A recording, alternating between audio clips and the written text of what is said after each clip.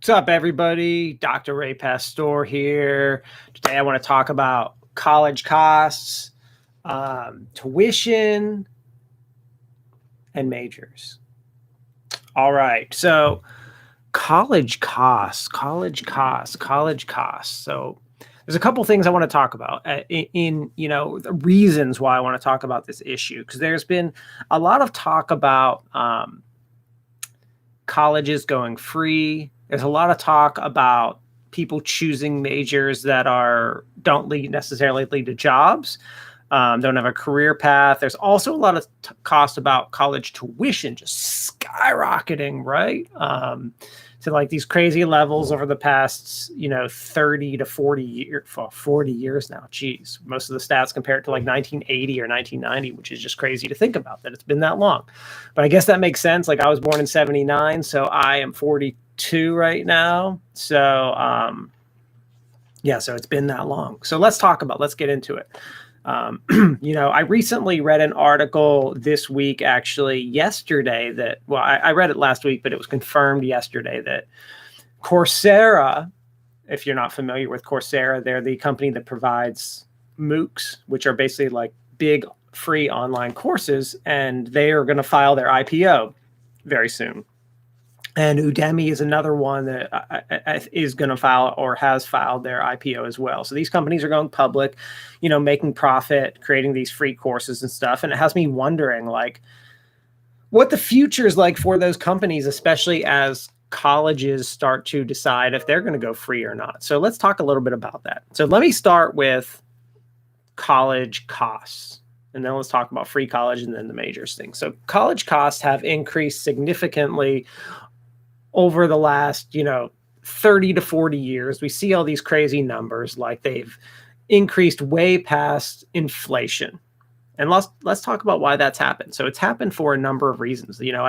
I'm very skeptical of rising college costs and, colleges who have built all these big buildings and crazy dorms and stuff like that. And like, has that contributed to the cost of these colleges? So, I did a little investigating, especially on my college, to see like, how are we building all of these things and how much has it contributed to rising costs and things like how have sports contributed to the rising cost and everything. And basically what I've found is that there are a number of reasons why colleges have increased in cost. It's not one single thing.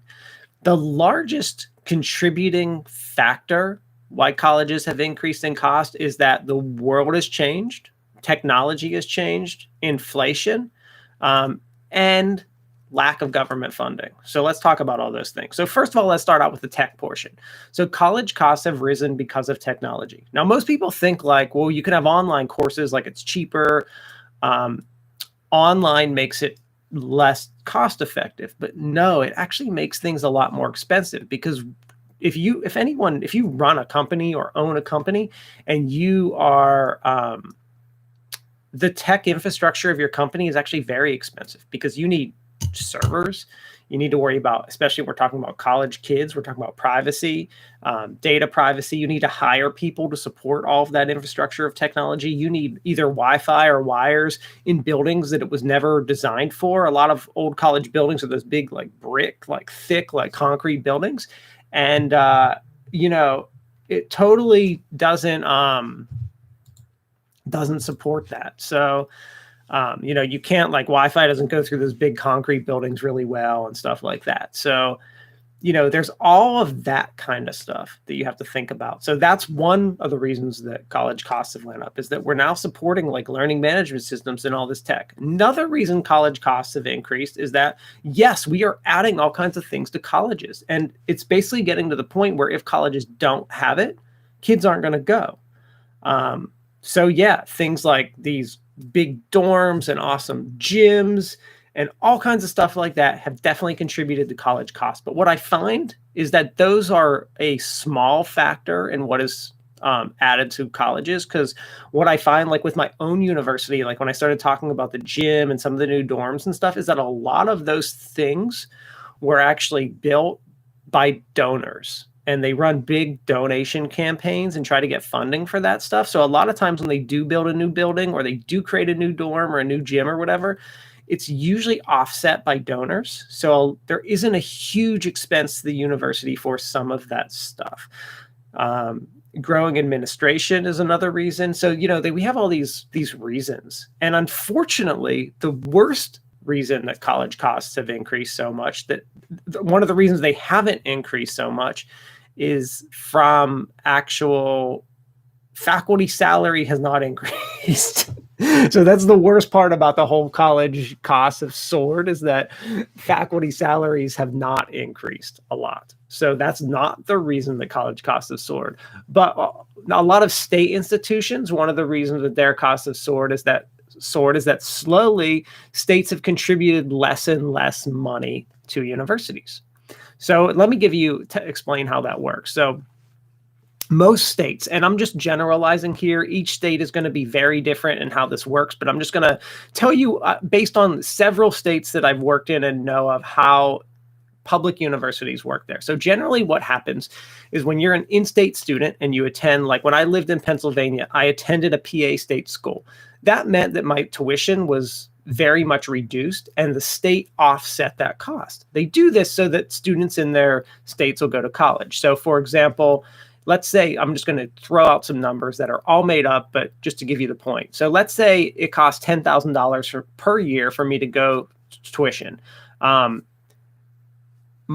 would only pay $5,000 and the state would pay $5,000. Well, what's happened is tuition has risen. Let's say tuition only rose with the cost of inflation, but the state starts contributing less and less of that $5,000 they used to. What happens is not only are costs rising, but states contributing less, which means person has to pay more money. So that's a huge, one of the biggest problems when we see public education costs rising, is from that alone, which is just crazy to think about. So that gets into the next point. So we have Democrats now have control of the presidency and legislation. And kind of the two talking points between Democrats and Republicans are very much for private education and Democrats are for public education. Whichever side of the fence you're on in Democrats, Republicans, education, whatever. I'm not getting into your side at all. But there's been a push, I'd say the progressive push over the last 15 years has been to follow the European model, which is free college or university for people, free public education. And I think that if that's going to, I'd say that most likely the progressive agenda is what's coming at some point. It seems like for most issues, like it's probably what's coming. And I just wonder how that's going to play out. Like, is free college coming to the United States and how would that really work? That would mean that our tax dollars would have to really pay for a lot more. But what would the impacts of free college in the United States are kind of crazy to think about. We have tons and tons of private universities. So would they shutter their doors? I think that we're at a state right now where they're shutting their doors right now. We don't have free college, and most private universities, small private universities, are shuttering their doors. We've had a lot of them. I've heard statistics that like over 200 will in 2021, 200 private universities across the United States. I'm not talking about like a Harvard or anything like that. Those colleges are always doing well. They have endowments that are worth more than like almost as much as like Apple. So they're not going anywhere. Those that's not what I'm talking about. I'm talking about the small little private college that not many people have heard of, that might only have anywhere from, a few hundred to less than like 3,000 students per year. Those are the colleges that are going under. So whether we have free college or not, those schools are going under. They're going under right now because of COVID and because we're predicted to have less people over the next 10 years that are going to be graduating high school that will attend college. Our population isn't supporting the expansion that has happened. So, and it's going to be those really, because a lot of those small private schools are very expensive because they don't have a lot of students. They're charging 50 to 70 grand a year just for tuition. Whereas a state college, like my college at UNCW, our annual tuition is like $5,000 or less. So, very inexpensive. So the ramifications of free college are that a lot of those schools, it'll just continue to destroy those small private colleges. The good thing that private college will do is it'll get rid of the loans that have been taken out for tuition costs. One of the funny things I see when I look even up, and I've created some videos about this, like how to pay less for college and stuff, actual videos, not just like a live session. But when we calculate the cost for college, like when you see, like when I go to UNCW's website and it says cost of college, it'll say that it's like 20 grand a year. And I'm like, what the heck? Tuition's only $4,500 a year. How does it cost 20 grand to go here? Because they're including your room, like your apartment, your food, and all the other stuff, like clothes and stuff. I cannot for the life of me figure out how that's included in the cost of college, because it doesn't matter if I'm living at home doing nothing, if I am working full time somewhere, if I'm working part time somewhere, if I'm going, it doesn't matter what I'm doing in life. I have to pay that room and board. I'm paying. Like I'm always paying for food. Someone's paying for it. And I'm always paying for a house, or someone else is paying for it.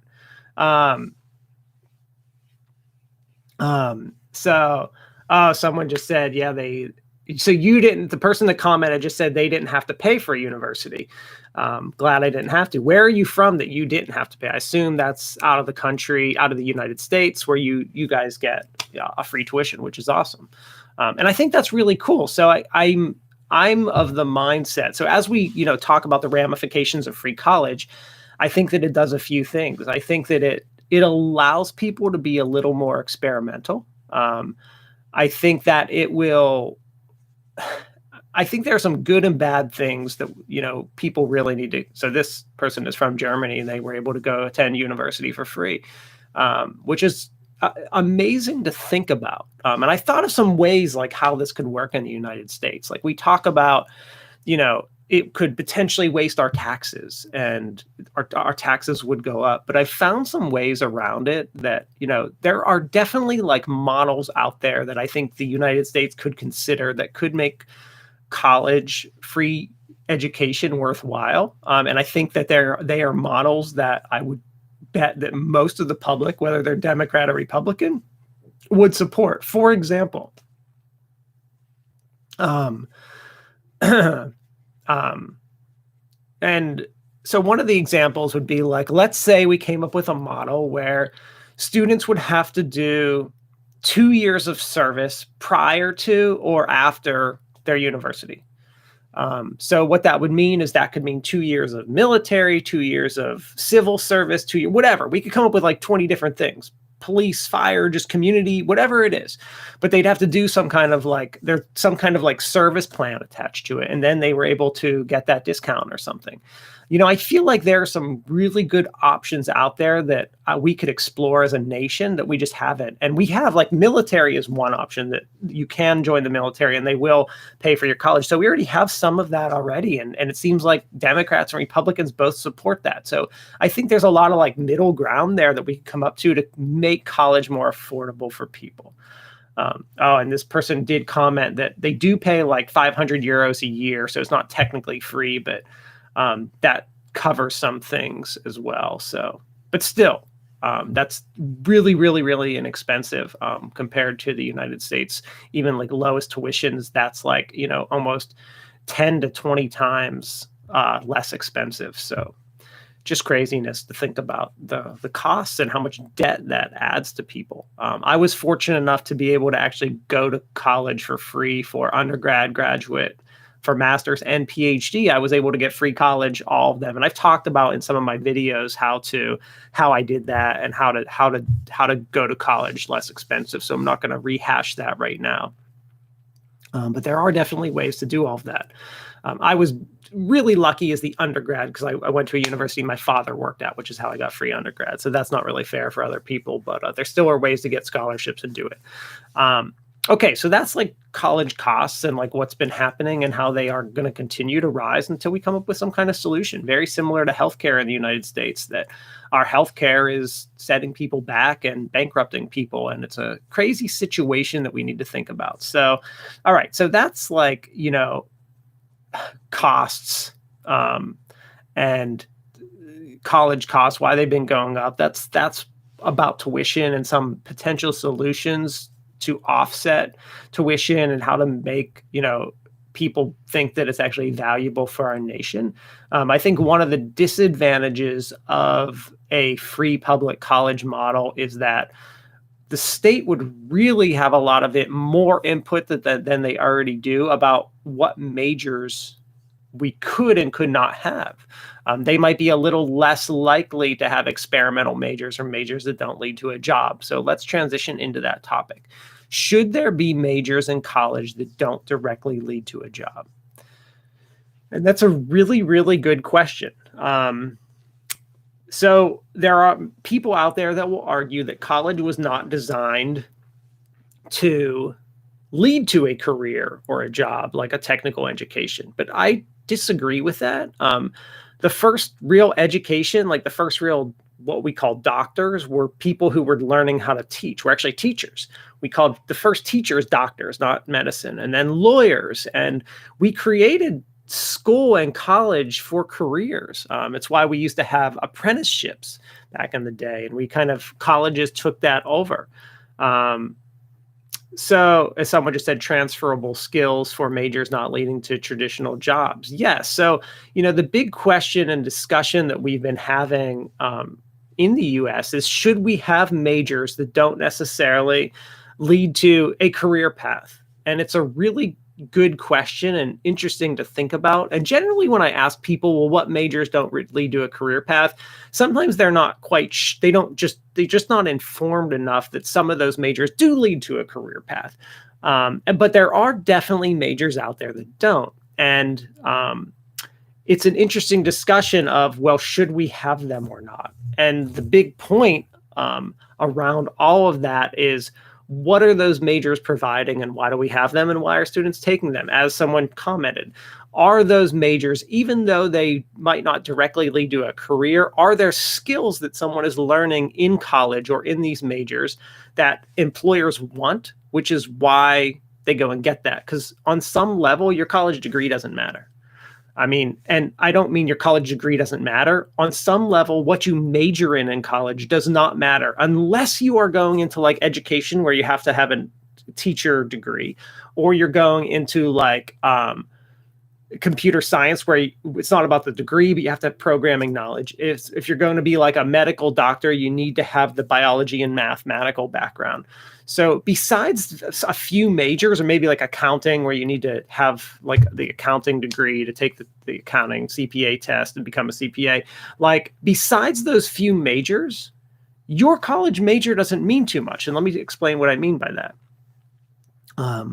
A lot of people that I went to college with, or a lot of students that I've had over the last 11 years since I've been a professor, outside of instructional technology, have been all kinds of different majors, but have went into completely different career paths than what their original major was.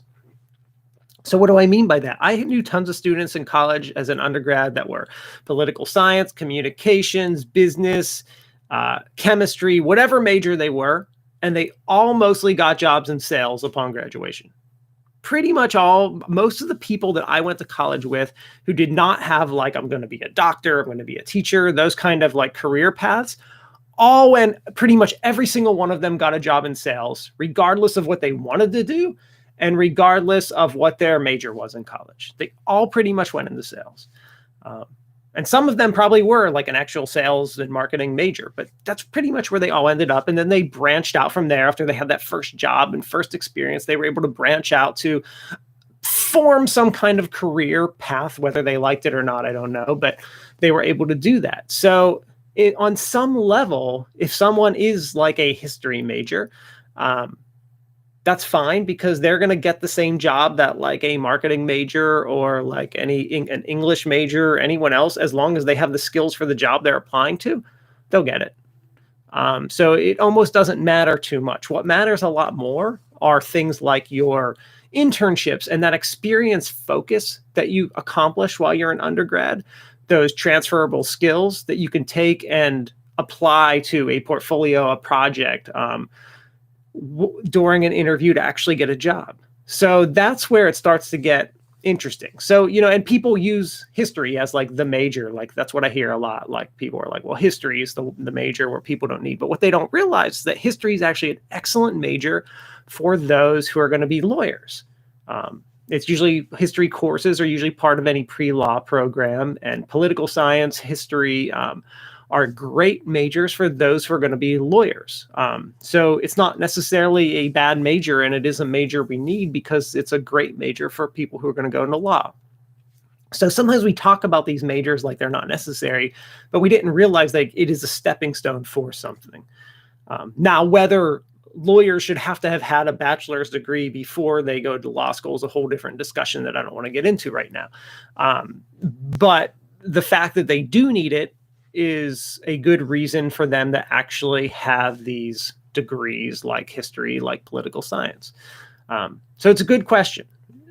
And one of the general rules of thumb that I tell people that I've seen in, I'm involved in a lot of financial forums. I love finance. I love the stock market. I love investing money and investing and all that good stuff, is about choosing your major and about choosing a college and about how much should your loans be.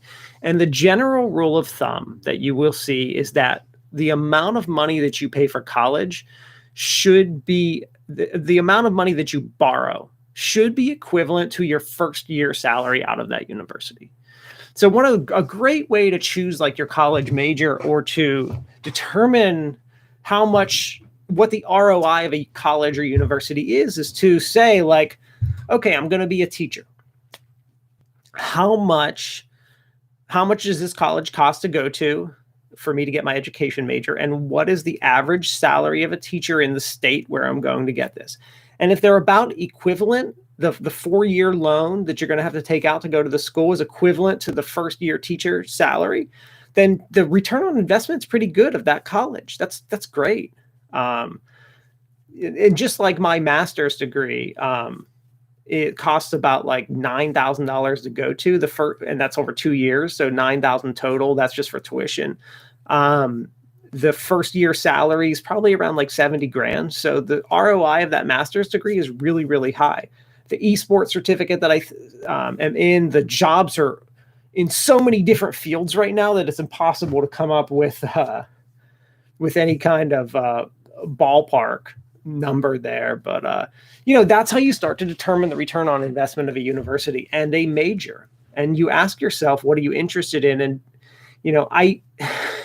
I'm very hesitant to say that colleges should offer or shouldn't offer majors that don't lead to a direct career. But I can tell you personally, if someone asked me what majors will I convince my children to go to, because I do have 3 young boys right now who are in elementary school.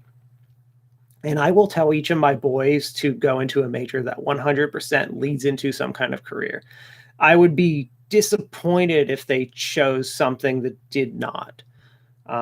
It's fine if they want to have a second major and they want to also major in something that doesn't lead to a career, but I'm pretty hard set against them going into whether it's education, biology, or some kind of technical field like engineering or computer science, something like that, game design, something that is a pretty tangible craft, finance, something like that.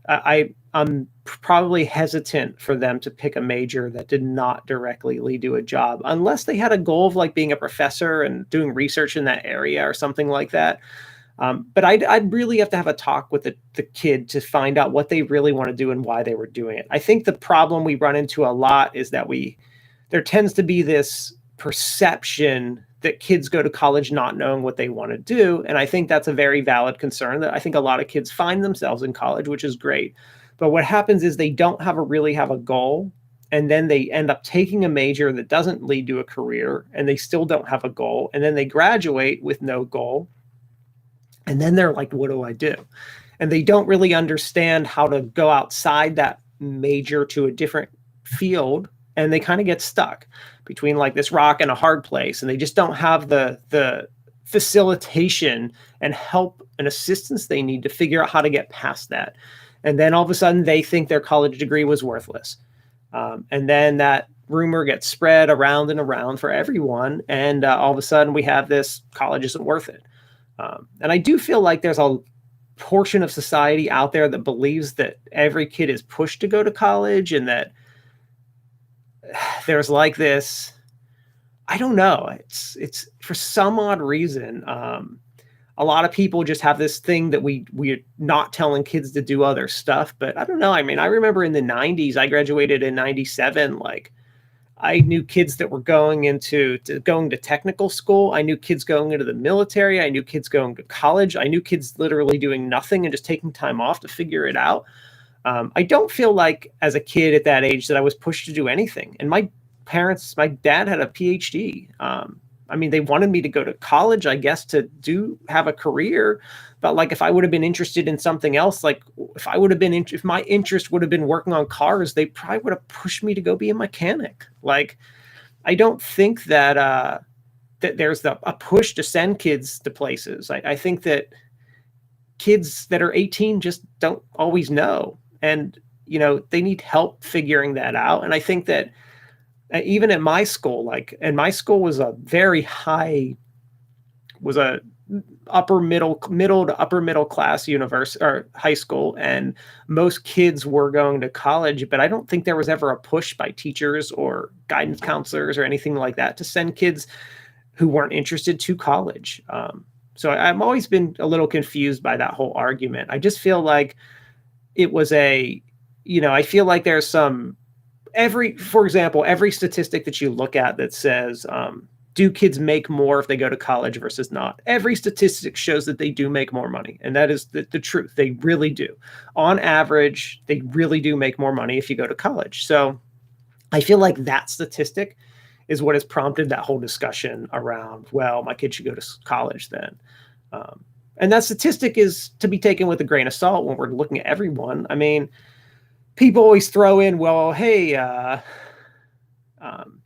yeah, but see, so someone just posted, I hate that the university is seen as the best for everyone. So I don't think that we say that. I don't know where that idea comes from. Who says that the university is best for everyone? That's what I don't get. I never experienced that in my life, and I've never seen that as something that's been said. I didn't see that. And I grew up in an area where most people did go to college. It was upper middle class. It was a high school where people were competing to go to Harvard and stuff. And I still knew kids going to do other things, and they were encouraged to do that. I didn't feel like this pressure, or that's what everyone had to do. So I didn't think that it was seen as the best thing for everyone. I do think that I feel like there's just like this idea that that's what it is for some reason. But I don't think that that's what, I feel like it comes from the statistic of that idea comes from that statistic that everyone who goes to college will make more money than someone who doesn't. But as I said, that stat is, there's people who don't go to college that are going to do really well, and there's people who go to college that are going to do terrible. So, we're talking like on average, the person who goes to college does happen to do, on average, the person who goes to college will make more money than on average the person who does not. That's it. It's a pretty simple statistic to read, but it's not an every or it doesn't apply to everyone. People always use Bill Gates didn't graduate from college, and Bill Gates was also accepted to Harvard University and was pretty much a genius, came from a pretty wealthy family, was a brilliant person, had really supportive parents who could support him in his efforts. He's not the common person.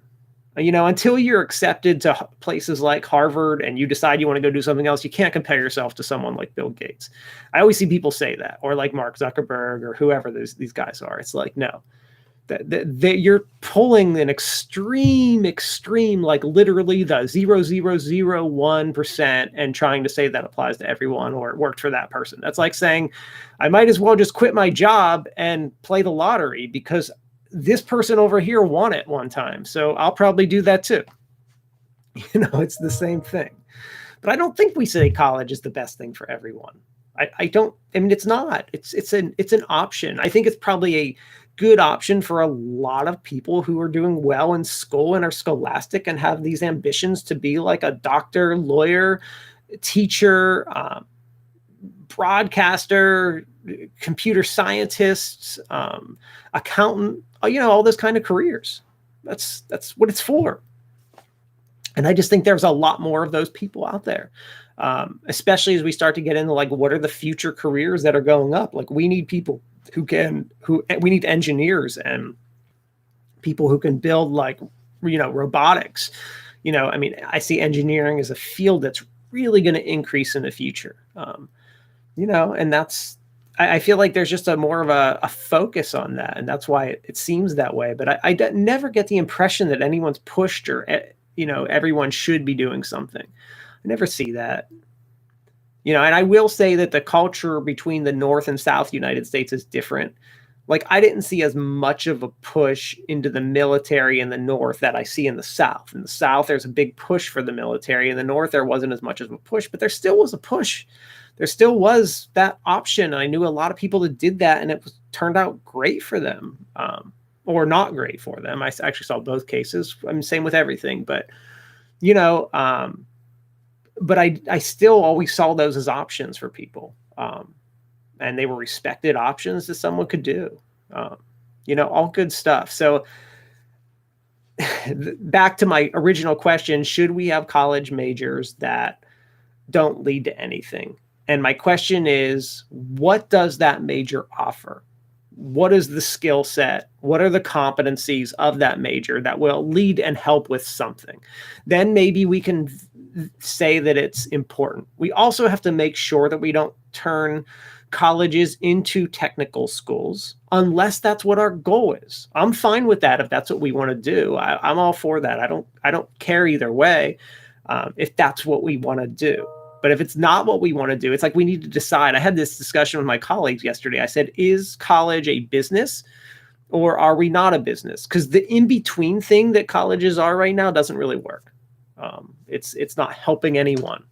We're raising costs. We're not trying to make money because we don't care about making money. But should we be caring about that? And should decisions be based on making money or not making money? And it's like there's positives and negatives to it all. And I don't know the answer to it, but we need to decide and figure that out. And that's where, like, I see Coursera filing for an IPO. I don't see Coursera doing anything great in the future. But what happens when Google decides they're going to create Google University? They're already setting up all the tools for K-12. It's not going to be too hard for them to create their whole own system. They already do, and Amazon and Google already do have their own certifications, which companies have had since forever. Microsoft, Cisco, you name it. But what happens when they're going to create their own courses? And they become bigger and bigger. These companies are in a lot of fields, and are they going to get into education and take it over? Maybe they need to. Maybe that is the solution. Maybe that's what we need. Maybe we need Amazon to have Amazon University. I mean, maybe not. I don't know. Maybe that'd be terrible. But it would be interesting to see the impacts of that. And I think that we're going to see a big shift in higher ed. I think that we've seen a big shift from 2010 to 2020. I think we saw a big shift, and I think we're going to continue to see a big shift in the next 5 to 10 years. I think COVID shifted a lot of schools to realize online education could work. And it's something that they need to be prepared to do. So anyway, yeah,